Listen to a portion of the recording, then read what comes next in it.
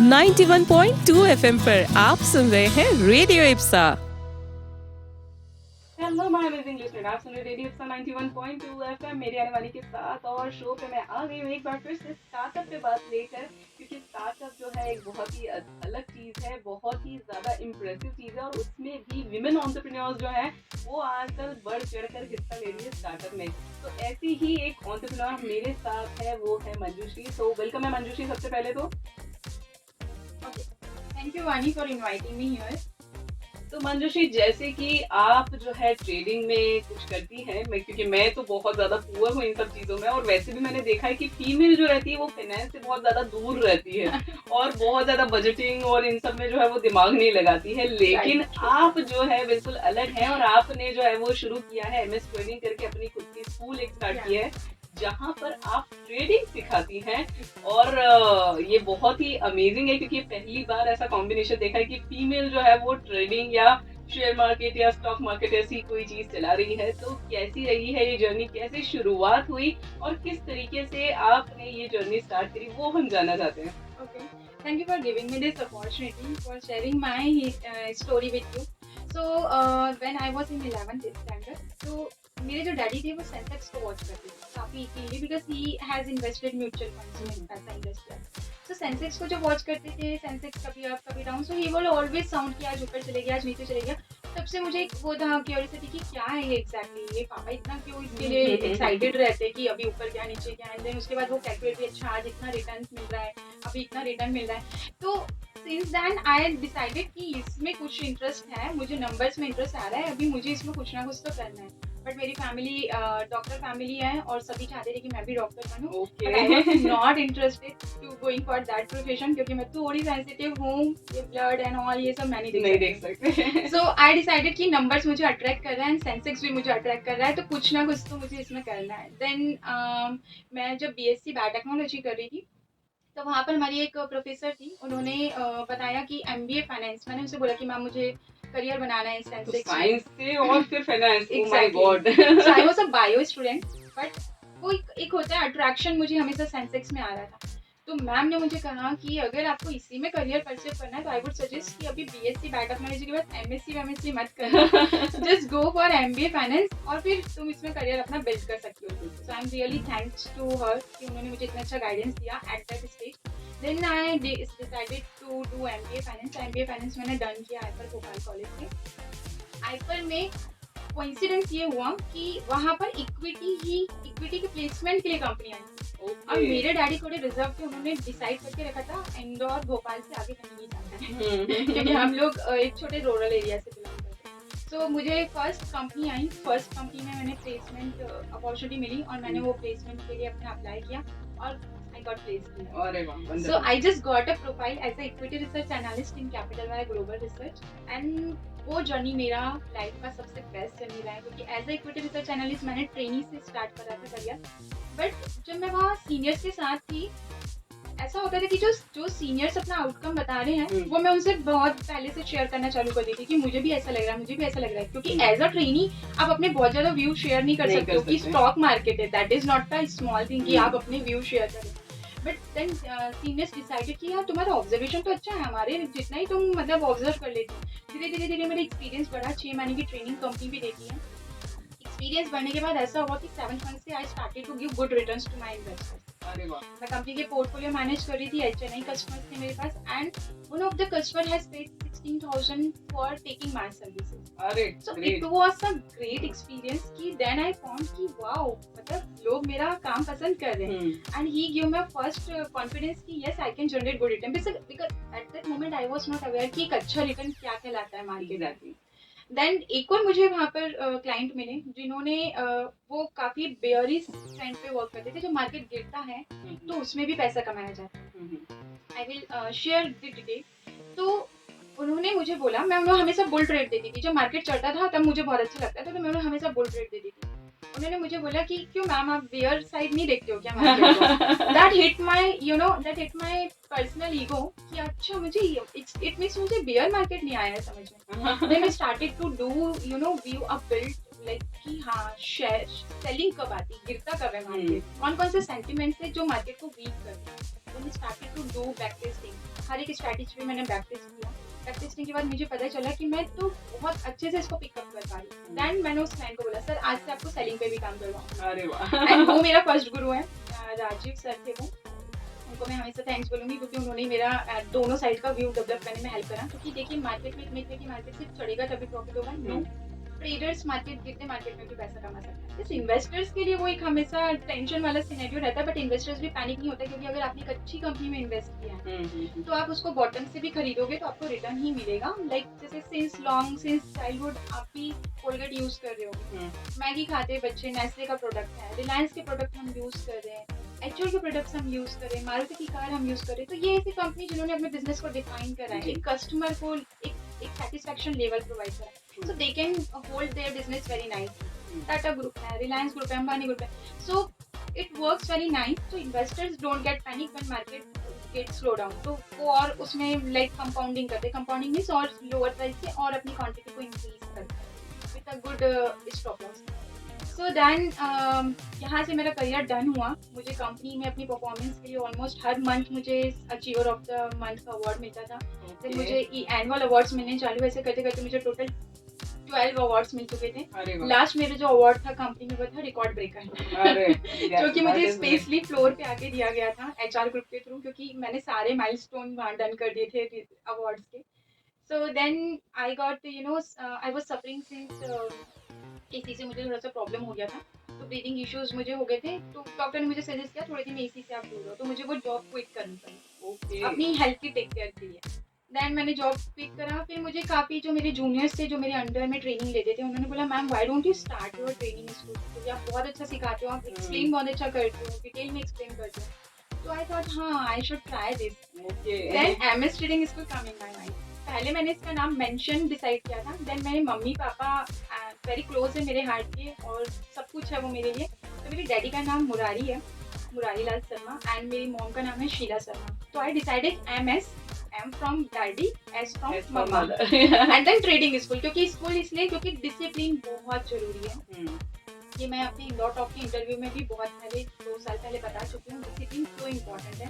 जब आप ट्रेडिंग करते हो तो सिर्फ आप मनी मैनेज नहीं कर रहे हो, आप इमोशंस को भी मैनेज कर रहे हो। और अगर आप अपने इमोशन नहीं मैनेज कर पा रहे हो, because when you are taking trading decisions, immediate आपको अपने डिसीजन को एक्सेप्ट और अडॉप्ट करके आना चाहिए। क्योंकि साइमल्टेनियसली आप स्टॉक में वो बुल मोमेंट भी देख सकते हो, बेयर मोमेंट भी देख सकते हो, sentiments any time can change. तो आपको उतना अडॉप्टिव होना जरूरी है। तो trading not only give you your money skills, also build your personality. तो आपको अगर पर्सनैलिटी बिल्ड करनी है तो आपको पर्सनल लेवल पे भी ट्रेडिंग के लिए अपने साइकोलॉजिकल इंटरप्रिटेशन पे वर्क करना बहुत जरूरी होगा। एक सक्सेसफुल ट्रेडर आप तभी बन सकते हो। आप डिसिप्लिन में सिर्फ आपके इमोशंस कंट्रोल में आपका ग्रीड हो सकता है, आपको फियर हो सकता है। कई लोग होते हैं ओवर ट्रेड करते हैं, एक स्टॉक में प्रॉफिट हो गया चलो एक और ट्राई करेंगे, एक और करेंगे, एक और करेंगे। ऐसे ओवर कॉन्फिडेंस में आके वो कई बार अपने कैपिटल लूज कर देते हैं, या फिर इतना उनको कॉन्फिडेंस आ जाता है कि हाँ चलो 4 दिन से प्रॉफिट हो रहा है ना, अभी स्टॉप लॉस हटा देता हूँ। तो रिस्क आपको नहीं हटानी, because it is a title subject to market risk. Why subject to market risk? All is business, ये बिजनेस है। और चाहे जियोग्राफिकल हम न्यूज़ की बात करें, पॉलिटिकल न्यूज़ की बात करें, इंडस्ट्रियल न्यूज़ की बात करें, या हम नेचुरल डिजास्टर्स की बात करें, ये ऐसी चीजें जो हमारे कंट्रोल में नहीं है। सब जो चीज हमारे कंट्रोल में नहीं है उसको तो हम कंट्रोल कर नहीं सकते, बट हमारे कंट्रोल में stop loss, that we can decide कि कहाँ मुझे एग्जिट करना है। तो स्टॉप लॉस का जो रूल होता है वही ट्रेडिंग सिखाता है। अगर आप टेक्निकल का कोर्स करते हैं तो ट्रेडिंग में टेक्निकल एनालिसिस एक ऐसी स्टडी, हिस्टोरिकल स्टडी, जो आपको परफेक्ट एरिया बता देगी कि ये इससे ज्यादा रिस्क आपको नहीं लेनी है। बिल्कुल सही कहा। सो इंडिया में अभी जो 5% रेशो है ट्रेडिंग इन्वेस्टमेंट में, 1% प्रोफेशनल ट्रेडर्स हैं, 4% जो है वो ऐसा हो सकता है, वैसा हो सकता है, ऐसा हो सकता है, सो बीच में काम करते हैं। बिल्कुल सही कहा आपने मंजूषी। आपने तो मतलब बहुत जर्नी तो अमेजिंग रही है आपकी, लेकिन उसी के साथ साथ आपका जो एक्सप्लेन करने का तरीका है ना, वो भी मुझे भी समझ में आ रहा है। फाइनेंस मतलब बहुत अच्छा एक्सप्लेन कर रही है आप। तो इस तरह की और भी बातें जो है हम करते रहेंगे मंजूषी के साथ, लेकिन तब तक के लिए आप क्या करना है, आपको लेना है एक छोटा सा ब्रेक। ब्रेक के बाद मैं लेकर आऊंगी और भी बातें मंजूषी के साथ। तो तब तक के लिए सुनते रहिए रेडियो एप्सन 91.2 FM, जो कहे दिल की बात, मेरी यानी के साथ, only on the show startup विभाग 91.2 FM पर आप सुन रहे हैं radio Ipsa. Welcome back my amazing listener. आप सुन रहे रेडियो का 91.2 एफएम मेरी आने वाली के साथ, और वो शो चल रहा है बहुत ही इंटरेस्टिंग, क्योंकि मंजूश्री जो है ये बहुत ही अच्छे से हमें एक्सप्लेन कर रही है कि किस तरीके से स्टॉक मार्केट जो है वो शुरू होता है, या फिर उसमें कितने फ्लक्चुएशन होते हैं, और बहुत सी ऐसी टेक्निकल जानकारी। हालांकि मुझे भी इतना ज़्यादा पता नहीं है, लेकिन फिर भी मुझे भी समझ में आ रहा है, मतलब मेरे लिसनर्स को भी समझ में आ रहा है। तो मंजूश्री बहुत ही अच्छे से एक्सप्लेन किया आपने पहली चीज़ तो। दूसरा जो है सबसे पहला मतलब ऐसा दिमाग में आता है कि जब भी हम ट्रेडिंग की बात करते हैं या इसकी बात करते हैं, तो इसमें दो तरीके रहते हैं। एक तो रहता है स्टॉक और एक रहता है ट्रेडिंग ऑप्शन। एक रहता है ट्रेडिंग स्टॉक और एक रहता है ट्रेडिंग ऑप्शन। तो ये क्या बला होती है भाई, ये समझ में नहीं आता है क्या होता है एग्जैक्टली ये। तो सी ट्रेडिंग स्टॉक्स जो है ये बीएससी के टाइम से स्टार्ट था। लाइक स्टॉक्स में आप डायरेक्टली जो भी स्टॉक आपको, जो भी कंपनी आपको अच्छी लग रही है, आप बाय कर सकते हो और उसको होल्ड कर सकते हो। अब होल्ड करना मतलब उस शेयर को आपको कब तक रख सकते हो। तो जब ट्रेडिंग स्टॉक में काम करते हो तो आपके पास दो ऑप्शंस होते हैं, या तो आपने आज खरीदा है आज ही बेच दो, या फिर आप उसको जब तक आप बेचने का ऑर्डर नहीं डालोगे, जिसको हम डिलीवरी बोलते हैं, होल्ड करना मतलब अपने शेयर को ओपन रखना, तो आप तब तक ओपन रख सकते हो जब तक आपने कोई क्लोजिंग ऑर्डर नहीं डाला। तो कई बार आपने देखा होगा बच्चे आते हैं सीएनबीसी में, बोलते हैं मेरे दादाजी के शेयर से उसमें मुझे भी करोड़ों का रिटर्न मिला है, व्हाट टू डू नाउ। दादाजी हैव इन्वेस्टेड वेरी नाइसली, उन्होंने ट्रेड क्लोज नहीं करा, उन्होंने अच्छा शेयर फाइंड किया और उसमें इन्वेस्ट कर दिया। अब वो शेयर जो उन्होंने 100 पे खरीदा, हो सकता है आज 1000 गुना हो गया हो या लाख गुना हो गया, और डिपेंड्स क्योंकि कंपनी के बिजनेस की ग्रोथ पे डिपेंड करता है कि डायरेक्टर्स उसको कहते हैं। तो ट्रेडिंग स्टॉक में आपका एक्सपायरेशन का कोई रोल नहीं होता है, आप पूरी लाइफ के लिए अपने शेयर में इन्वेस्ट करके ओपन कर सकते हैं। When we talk about stock options, तो स्टॉक ऑप्शंस जो है ये एनएससी का एक नया सेगमेंट स्टार्ट हुआ था। इसमें भी आप स्टॉक्स में, एनएससी में भी आप स्टॉक्स में काम कर सकते हो, बट स्टॉक ऑप्शन में अगर हम इंडिया की बात करें तो सेकंड लार्जेस्ट डेरिवेटिव मार्केट बोला जाता है। रीजन इज स्टॉक ऑप्शन एक अपनी तरीके से डिजाइन किया हुआ प्रोडक्ट है। It is a contract based analysis, जिसमें बायर सेलर एक मंथली कॉन्ट्रैक्ट करते हैं कि इस मंथ में तुम्हारा प्राइस आया तो ठीक है, नहीं आया तो मैं कॉन्ट्रैक्ट को क्लोज कर। तो यहाँ पर बायर सेलर के पास एक लिमिटेशन होती है, जैसे वहाँ पर हमने देखा लाइफ टाइम ओपन है, यहाँ पर हर मंथ के लास्ट तक तो आपका जो कॉन्ट्रैक्ट है वो एक्सपायर हो जाएगा। बट इसकी जो खुद की वैल्यू है, मतलब इसकी जो खुद की प्राइस होती है वो उसके नेचुरल प्राइस नहीं होती, इसकी प्राइस स्टॉक ऑप्शन स्टॉक से ही निकाले जाते हैं। स्टॉक ऑप्शन की प्राइस जो ड्राइव किया हुआ, इसलिए इनको डेरिवेटिव बोला जाता है। जैसे हम क्रूड ऑयल की बात करें तो क्रूड का प्राइस, जब हम पेट्रोल आता है मार्केट, पेट्रोल जब बिकता है लोगों के बीच, तो हम बोलते हैं पेट्रोल महंगा लगा है। तो इसलिए क्योंकि क्रूड में खरीद के हम उसको फिर रिफाइन करते हैं, फिर हम उसको बेचते हैं। तो रिफाइन कॉस्ट एंड जब हम उसको इंपोर्ट करवा रहे दूसरी कंट्री से, तो उसकी एक्स्ट्रा कॉस्ट, उसको कैरी करने की कॉस्ट सब इम्प्लाइड होकर फिर पेट्रोल हमको मिलता है। वैसे स्टॉक ऑप्शन की खुद की कोई वैल्यू नहीं है, इसका प्राइस निकाला गया है स्टॉक से। तो स्टॉक से जब हम प्राइस निकालते हैं, जिसको हम स्पॉट मार्केट बोलते हैं, जब स्पॉट से इसका प्राइस निकालते हैं तो इसमें कॉस्ट ऑफ कैरी, मतलब इसको कैरी करने के लिए या इस प्राइस को निकालने के लिए जो भी एक्सपेंसेस आते हैं, इंटरेस्ट या व्हाटएवर जो भी टेक्निकल एक्सपेंसेस आते हैं, वो इसमें इनबिल्ट होते हैं।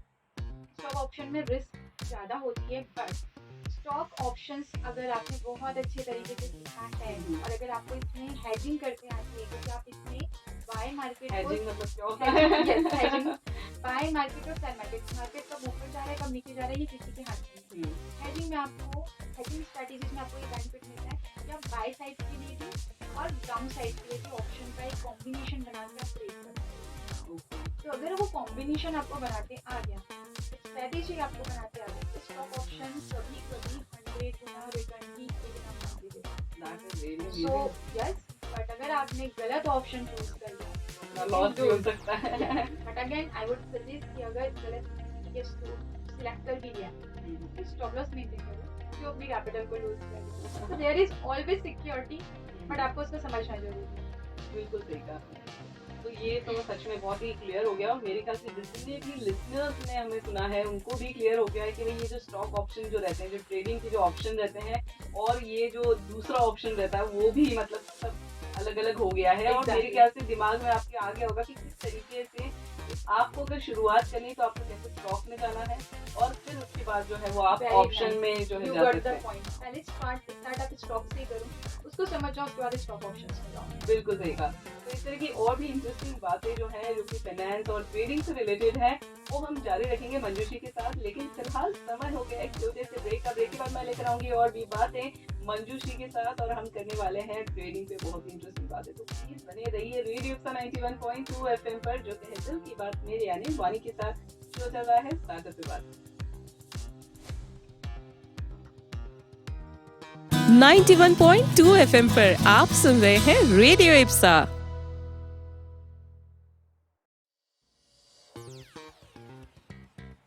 91.2 एफएम पर आप सुन रहे मुझे यानी वानी को और हमारे साथ मंजूश्री है। और मंजूश्री इतना अमेजिंगली ट्रेडिंग समझा रही कि मुझे भी समझ में आ रहा है ये ट्रेडिंग क्या होती है और किस तरीके से इसको डिफरेंशिएट कर सकते हैं। और देखे जाने से पहले हमने बहुत सी बातें करी जिसमें कि स्टॉक मार्केट और रिलेटेड टू ऑप्शनल मार्केट जो है इसके बारे में बात करी, वो तो समझ में आ गया। लेकिन अगर मान लीजिए मंजूश्री की जैसे मैं तो नहीं हूँ, मुझे समझ में नहीं आ रहा कि क्या होता है, तो मैंने जहाँ तक सुना है वहाँ तक दो तरह की ट्रेडिंग होती है। एक होती है एक्टिव ट्रेडिंग और एक होती है पैसिव ट्रेडिंग। तो ये जो दो ट्रेडिंग्स होती है इनके बीच में बेसिकली क्या डिफरेंस होता है, और अगर मैं नया शुरू कर रही हूँ, मान लीजिए कि मैं स्टार्ट कर रही हूँ ट्रेडिंग करना, तो क्या बेस्ट रहता है, मतलब एक्टिव बेस्ट रहता है या पैसिव बेस्ट रहता है? तो पैसिव पहले मैं आप लोगों को बता दूं, पैसिव इनकम जो होती है, पैसिव इनकम हम किसको कंसीडर करते हैं? जो हमें पता है कि हाँ ये अमाउंट एक है जो हमें मिलेगा, ठीक है, उसको हम एज अ पैसिव इनकम करते हैं। या फिर हमारा सेकंड सोर्स ऑफ इनकम जिससे हमको पता है फिक्स्ड अमाउंट में आने वाला है। जब हम ट्रेडिंग में बात करते हैं तो ट्रेडिंग में ऑब्वियसली जैसे मैंने बोला है कि बिजनेसेस है, रिस्क हमेशा रहेगी और रिस्क को मेंटेन करने के लिए हम स्टॉप लॉस भी फॉलो करते हैं। मीनवाइल दो टाइप के ट्रेडर्स होते हैं, one is active trader and then second is passive. अब ये साइकोलॉजिकली भी हो सकता है। एक्टिव ट्रेडर्स जो बहुत फ्रिक्वेंटली फ्यूचर्स में या रिस्की स्टॉक्स में ट्रेड करते हैं क्योंकि वॉलेटिलिटी उनमें बहुत ज़्यादा रहती है। मार्केट में एक वर्ड बार बार यूज़ किया जाता है वॉलेटिलिटी। इसका मतलब क्या है? एज अ ट्रेडर मुझे चाहिए कि मुझे इंस्टेंट रिटर्न मिल जाए, मैं तभी ट्रेडिंग में आना हूँ। क्योंकि ट्रेडिंग में रिटर्न रहता है 1% भी मिल सकता है, 10% भी मिल सकता है, डिपेंड्स अगर आपने सही टाइम पे आना है। तो जब हम एक्टिवली वर्क करते हैं या हम जब वॉलेटिलिटी की बात करते हैं तो वॉलेटिलिटी में मेजरली ये होता है कि आप लोगों ने अगर बचपन में सुना होगा स्टैंडर्ड डेविएशन जिसको हम बोलते हैं मीन से, हम मीन से ये पता बहुत करते ही हैं पुरानी यादें ताजा हो गई। Mathematics, I am also math graduate, तो मुझे एकदम से याद आ गया। तो स्टैंडर्ड डेविएशन को अगर हम फ्रैक्शनली करें तो क्या है? स्टैंडर्ड डेविएट मतलब वो कितना डेविएट करेगा, कितना ऊपर या कितना नीचे जाएगा। तो जब हम ट्रेडिंग में भी काम करते हैं या हम वॉलेटिलिटी मार्केट ये बातें करते हैं तो उसमें हम बेसिकली ये देखते हैं कि जिस प्राइस पे चल रहा है, जिस मीन पे वो चल रहा है, जो प्राइस है वही उसका मीन है अभी के लिए एट प्रेजेंट जब मैं डिसीजन ले रही हूँ। तो इस पर्टिकुलर प्राइस से ये ऊपर कितना जाएगा और नीचे कितना जाएगा, ये अगर मुझे पता चल जाए तो मैं अपने ट्रेड को स्मार्टली कंडक्ट कर सकती हूँ।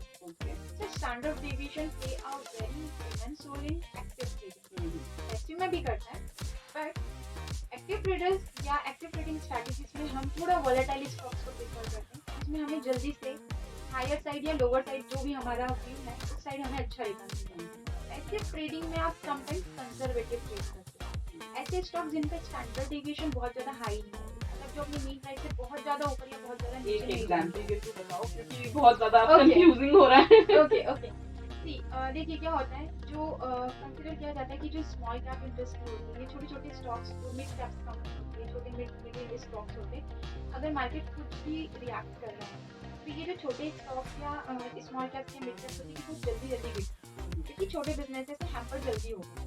बट उसी की जगह अगर हम लार्ज कैप की बात करें, मतलब कंपनी जैसे अंबानी ग्रुप है, बजाज ग्रुप है, अदानी ग्रुप है, जिन्होंने अपने बिजनेस को सेटल कर लिया, मार्केट में कोई भी सेंटीमेंट्स आएंगे तो ये उतनी जल्दी हैम्पर नहीं होगा। साइकोलॉजिकली भी और हम डायरेक्टर्स के डिसीजन मेकिंग पावर को भी समझते हैं।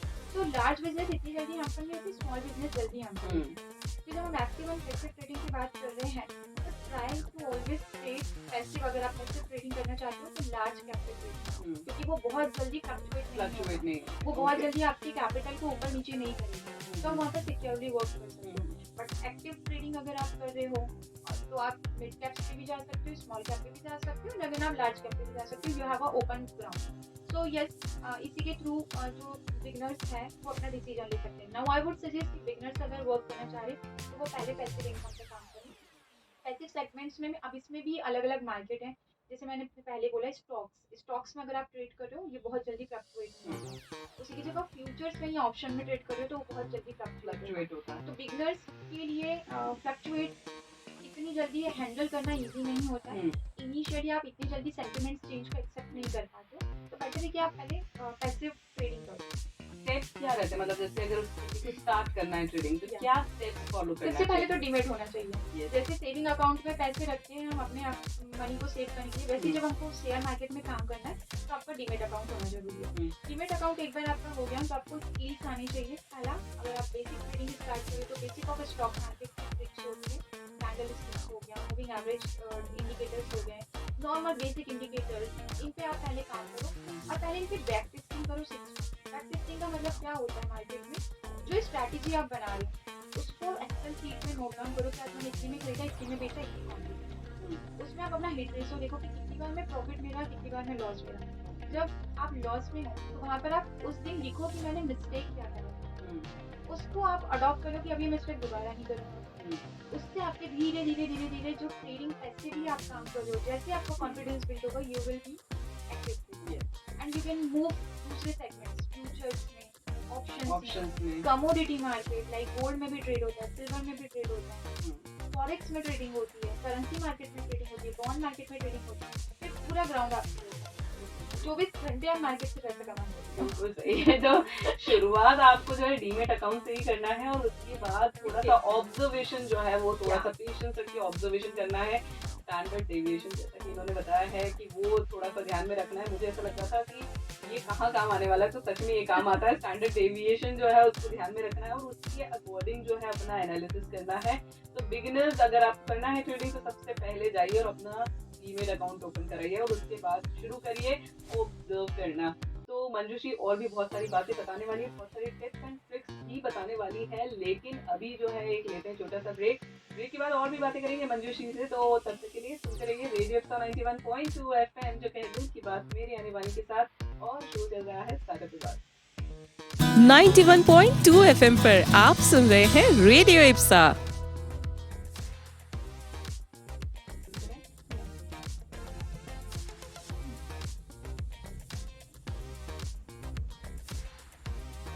Welcome back my amazing list में आप सुन रहे रेडियो 91.2 FM मेरी आने वाली के साथ, और शो जो है वो बहुत ही ट्रेडिंग जो है उससे रिलेटेड है और उसके साथ साथ जो है बहुत अप एंड डाउन चल ही रहा है जैसा कि मैंने बताया था आपको। और उसके साथ ही अभी तो हाई ही हाई जा रहा है क्योंकि हमारे साथ मंजूषी है और ये हमें बता रही है किस तरीके से ट्रेडिंग करना है और ट्रेडिंग के साथ साथ आपको किन किन चीज़ों का ध्यान भी रखना है।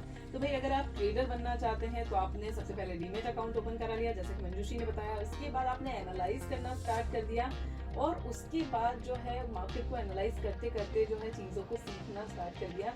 लेकिन मंजूषी अगर मैं ट्रेडर हूँ और मुझे जो है मैंने ये सारे प्रोसेस कर लिए हैं और उसके बाद जो है मुझे ऐसा है कि भाई मुझे बहुत ज़्यादा लंबे समय के लिए इन्वेस्टमेंट भी करना है, लेकिन मुझे शॉर्ट टर्म के गेन भी चाहिए, मतलब मुझे थोड़ा प्रॉफिट भी अर्न करना है, लेकिन मुझे एक अच्छा इन्वेस्टर बन के रहना है लंबे समय के लिए। तो उसमें किस तरीके से अपने को स्ट्रैटेजी बनाना चाहिए? Okay fine, very nice question. क्योंकि जब आपको मार्केट में पैसा दिखता है ना तो आपको ऐसा लगता है कि सिर्फ गेम से क्यों कमाऊँ, लॉन्ग टर्म में भी तो रिटर्न दिख रहा है, शेयर का भाव जो है वो 40 का 400 पहुँच गया है, वो भी रिटर्न दिख रहा है और दिन भर में जो फ्लक्चुएशन है उसमें भी 1-2% के रिटर्न दिख रहे हैं। तो ऑटोमेटिक आपका माइंडसेट हो जाता है कि दोनों एक्टिविटी को क्यों ना परफॉर्म करें। सो देखिए ट्रेडिंग एंड इन्वेस्टमेंट दोनों डिफरेंट माइंडसेट की चीज़ें हैं।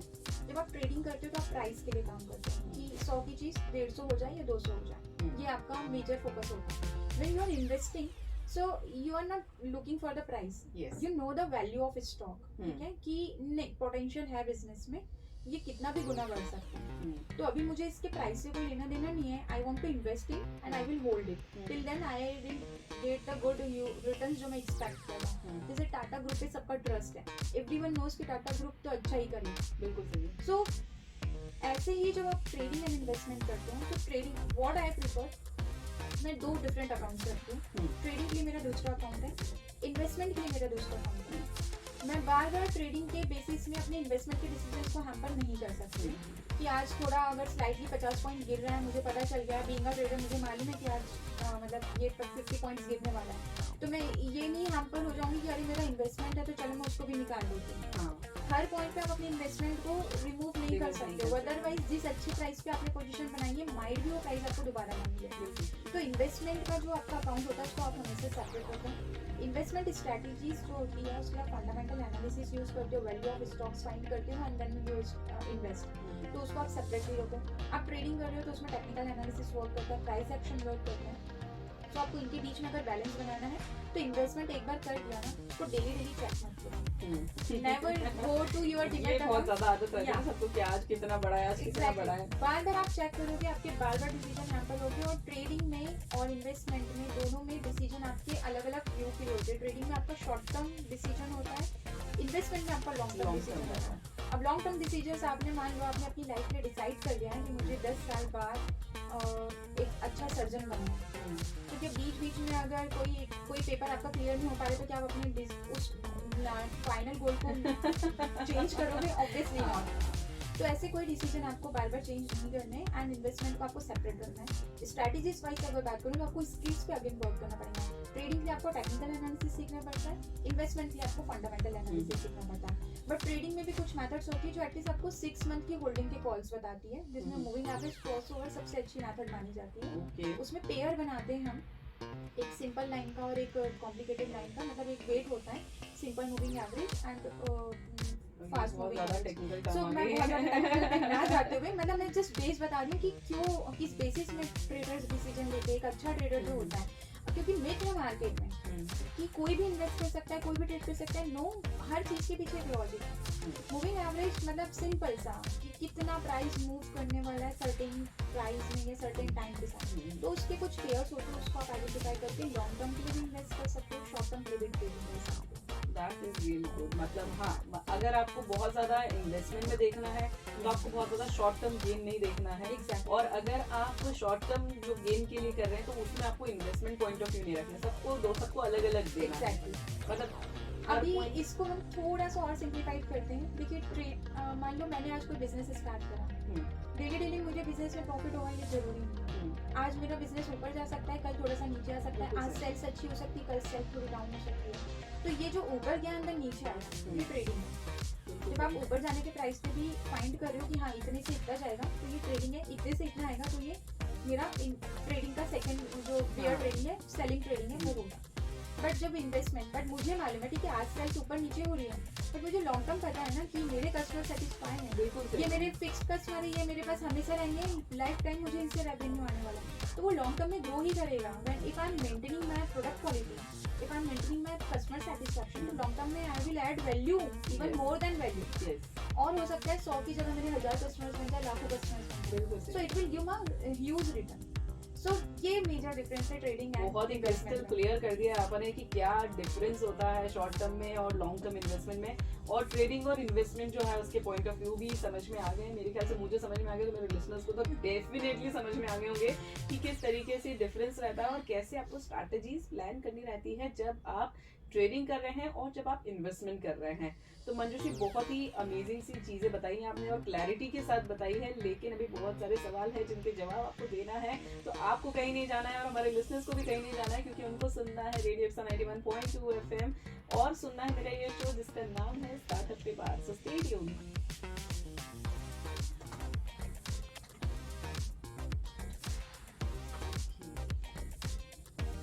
ऑलमोस्ट अपन ने कवर तो कर लिया है, तो अब जो है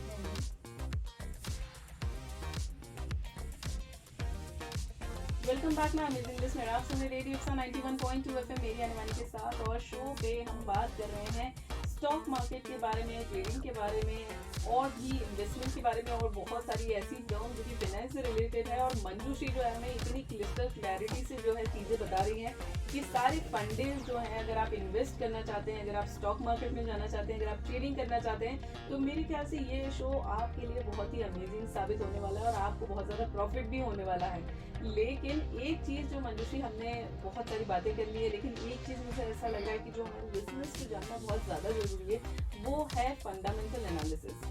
तो ये किस चिड़िया का नाम होता है फंडामेंटल एनालिसिस, क्या होता है एग्जैक्टली? ओके, तो जैसे अभी मैंने बोला कि आप जब इन्वेस्टमेंट करते हैं तो उसके लिए आपको फंडामेंटल एनालिसिस सीखना है। सो पहले मैं सिंप्लीफाइड कर देती हूँ फंडामेंटल एनालिसिस क्या होता है। फंडामेंटल मतलब principle of doing that business, ठीक है। उसके क्या फंडामेंटल्स से, क्या प्रिंसिपल से किस डायरेक्शन पे वो काम कर रहा है। तो जब हम कोई भी कंपनी का सिलेक्शन करते हैं इन्वेस्टमेंट के लिए, तो सबसे पहले हम कंपनी के डायरेक्टर्स की प्रोफाइल चेक करते हैं कि वो उनके ऊपर कोई इलीगल एक्टिविटीज तो नहीं है, वो कंपनी का बारे में, उस बिजनेस के बारे में कितना नॉलेज रखते हैं। क्योंकि अगर आपको बिजनेस के बारे में नॉलेज नहीं है, आप इतनी बड़ी कंपनी खड़ी करो, एक टाइम ऐसा आएगा कि आप बिजनेस को बंद करना डाउन ही करना पड़ेगा। पड़ेगा, ठीक है। ऐसे बहुत सारे एग्जाम्पल्स, ऐसे बहुत सारी कंपनीज हैं, मैं बड़ी बड़ी कंपनीज से नेम नहीं लेना चाहती हूँ, जिन्होंने बिजनेस को हाई पे ले जाया तो बट सस्टेन नहीं कर पाए, नीचे आ गए बिजनेस। तो फंडामेंटल एनालिसिस बेसिकली हमें बताते हैं कि सबसे पहले आप डायरेक्टर्स की प्रोफाइल, डायरेक्टर का नॉलेज, उसका उस बिजनेस के बारे में एक्सपर्टीज चेक करिए, कंपनी के बैलेंस शीट चेक करिए। कहीं ऐसा तो नहीं कंपनी बहुत ज़्यादा लॉस में है, मतलब कंपनी का जब हम बैलेंस शीट चेक करते हैं, लाइबिलिटी एसेट्स चेक करते हैं, तो ऐसा होना चाहिए कि एसेट का रेशियो हमें से ज़्यादा, एसेट मतलब उसके पास पैसा ज़्यादा हो, पैसा मतलब अगर कल को कंपनी दिवालिया होती भी है तो कंपनी के पास इतना अमाउंट हो बैकअप में कि वो शेयर होल्डर्स को कंपनसेट कर। बट अगर आपके पास एसेट मान लो 50 लाख की है और आपकी लाइबिलिटी, आपका लोन जो है, बिजनेस का जो लोन है वो 100 CR का, तो it means you are into negative. Any time you can be able to manage this gap. तो बहुत ज़्यादा लाइबिलिटी वाली कंपनीज पे इन्वेस्टमेंट करना एक रिस्की डिसीजन हो जाता है, ठीक है। इसके अलावा बहुत से फंडामेंटल रूल्स होते हैं। अगर हम थोड़ा सा मैथड्स के ऊपर जाएं तो कंपनी के पी रेशियो पे एनालिसिस की जाती है, पीवी पे एनालिसिस की जाती है, ये थोड़े टेक्निकल वर्ड्स हैं। और फंडामेंटल एनालिसिस का ट्रेडिंग पे क्या इम्पैक्ट है, क्योंकि ये तो अभी हमने जस्ट थोड़ी देर पहले अंडरस्टैंड किया कि ये तो इन्वेस्टमेंट है, तो लॉन्ग टर्म पे ये वर्क करता है, तो इसका इम्पैक्ट ट्रेडिंग पे क्या कर सकते हैं। सो यस, छोटे छोटे इम्पैक्ट करते हैं। जैसे ट्रेडर हमेशा कब ऊपर जाएगा कब नीचे आएगा, तो कंपनी के fundamentals can change any time. कैसे चेंज हो सकते हैं, मान लो पर्टिकुलर बिजनेस में किसी गवर्नमेंट पॉलिसी का रेगुलेशन आ गया, उस बिजनेस में हो सकता है हाईएस्ट इंटरेस्ट उसको पे करना पड़े, या उसके लिए कोई टैक्स रेगुलेशंस आ गए, या वो इंपोर्ट नहीं कर सकता, एक लिमिटेशन तक इंपोर्ट कर सकता है, या वो एक लिमिटेशन तक एक्सपोर्ट कर सकता है। तो ये जो इम्पैक्ट है ये उस बिजनेस पे इमीडिएट थोड़े टाइम के लिए एक नेगेटिव सेंटिमेंट्स क्रिएट कर सकते हैं। प्लस जैसे आरबीआई पॉलिसीज आती है, हमारा साल भर का बजट बनाती है गवर्नमेंट, साल भर के बजट में हम ये बनाते हैं, जैसे हम भी अपने घर का भी बजट बनाते हैं ना हर महीने, हम डिसाइड करते हैं कि इतनी इनकम है, इतना इसकी एजुकेशन में जाएगा, इसका इतनी ट्यूशन फीस में जाएगा, इतना होम लोन पे जाएगा, इतना कार लोन पे जाएगा, ये हमने बजट बना लिया। बजट थोड़ा भी गड़बड़ाया तो हमारे डिसीजन हैम्पर हो जाते हैं। सेम जब गवर्नमेंट साल भर का बजट बनाती है तो उसमें इंटरेस्ट रेट डिसाइड करती है कि कितने इंटरेस्ट पे हमको लोन देना है पब्लिक को। अब ये इंटरेस्ट, ये लोन जो है वो किसी मंथ महंगे भी हो सकते हैं, किसी मंथ सस्ते भी हो सकते हैं, बट ये कब डिसाइड होते हैं, बायो मंथली पॉलिसी में। हर 2 मंथ में आरबीआई अपनी पॉलिसी को रिव्यू करती है, मतलब चेक करती है कि अभी इंटरेस्ट रेट को बढ़ाएं कि कम करें। उसके पीछे काफी टेक्निकल रूल्स है, वो भी मैं नहीं डिस्कस कर सकती हूँ, but yes this is a primary method जो हर 2 मंथ पे होती है, चेक ऑन करते हैं। जैसे हम अपना बजट चेक करते हैं, जैसे गवर्नमेंट भी चेक करती है। तो ये जब आरबीआई पॉलिसी आती है, इसको भी मार्केट पार्टिसिपेंट पॉजिटिवली नेगेटिवली ले सकते हैं। अगर लोन्स पे इंटरेस्ट रेट बढ़ जाए तो वो नेगेटिव लेंगे उस सेंटिमेंट्स को उस दिन, उस पर्टिकुलर दिन। ये एक फंडामेंटल हो गया, उस पर्टिकुलर दिन थोड़ा सा नेगेटिव रिएक्ट करेंगे पार्टिसिपेंट्स। अगर लोन के इंटरेस्ट रेट कम हो गए तो पॉजिटिवली रिएक्ट करेंगे, ठीक है। तो ये हो गया। दूसरा हो गया कि इंडस्ट्री के हर कंपनी के अपने रिजल्ट्स आते हैं हर क्वार्टर में, कि उन्होंने पिछले 3 क्वार्टर में या फर्स्ट क्वार्टर में उन्होंने कितना प्रॉफिट करा, सेकंड क्वार्टर में कितना करा। मान लो फर्स्ट क्वार्टर में अच्छा प्रॉफिट था, सेकंड क्वार्टर में थोड़ा कम हो गया, तो जिस दिन सेकंड क्वार्टर का रिजल्ट आएगा उस दिन उसको कंपेयर करेंगे हम पहले क्वार्टर से। तो मतलब पहले मंथ में प्रॉफिट था, दूसरे मंथ में थोड़ा कम हुआ, तो फिर से इसमें मार्केट जो पार्टिसिपेंट्स है इसको नेगेटिव लेंगे, तो थोड़ा सा मार्केट गिरेगा या थोड़ा सा स्टॉक में डाउनफॉल आ सकता है। सो फंडामेंटल एनालिसिस ऐसे बहुत मेजर इम्पैक्ट नहीं करता है, बट इसकी छोटी छोटी एक्शंस ट्रेडिंग को छोटा छोटा इम्पैक्ट करती है, और उस पर्टिकुलर डे के लिए करती है, वो लॉन्ग टर्म क्रिएट करती है। उस पर्टिकुलर डे रिएक्शन आता है मार्केट में, जिसको हम सेंटिमेंट्स एनालिसिस बोलते हैं। मतलब मार्केट में जो पार्टिसिपेंट्स हैं वो उस इन्फॉर्मेशन को, जैसे होता है ना रूमर्स भी होते हैं, एग्जैक्टली। जैसे हम होता है ना कि किसी ने हमको कोई कमेंट कर दिया, तो हम उस कमेंट को पॉजिटिवली ले रहे हैं या नेगेटिवली ले रहे हैं। अगर पॉजिटिव ले रहे हैं तो हम पॉपअप करेंगे, नेगेटिवली ले रहे हैं तो हम नीचे ही जाएंगे ना। हम थोड़ी देर के लिए हो सकता है हमारा बीपी डाउन हो जाए। सेम मार्केट में होता है, कोई भी न्यूज़ आई है तो जो पार्टिसिपेंट है कोई और तो है नहीं, एनिमल्स तो ट्रेड कर नहीं रहे, वी ह्यूमंस आर ट्रेडिंग, तो हमारा ही माइंड वहाँ पर काम कर रहा है। तो हम कब कौन सी इन्फॉर्मेशन को पॉजिटिव लेने वाले, किसको नेगेटिव लेने वाले, वो हमारे ऊपर डिपेंड करता है। So this is a slide movement जो फंडामेंटल देता है। बाकी फंडामेंटल हमको एक कोर कॉम्पिटेंसी बताता है कि व्हाट टू बाय, कब हमें बाय करना है। ट्रेडिंग हमें बताती है व्हेन टू बाय। ओके, तो ये बेसिक डिफरेंस है और बहुत ही क्लैरिटी से आपने डिफरेंशिएट कर दिया है, और मुझे ऐसा लगता है कि लिसनर्स को भी समझ में आ गया होगा कि कैसे बेसिक डिफरेंस रहता है और ये कितना ज़रूरी रहता है फंडामेंटल एनालिसिस, और बहुत ही अच्छे से एक्सप्लेन किया है आपने मंजूश्री।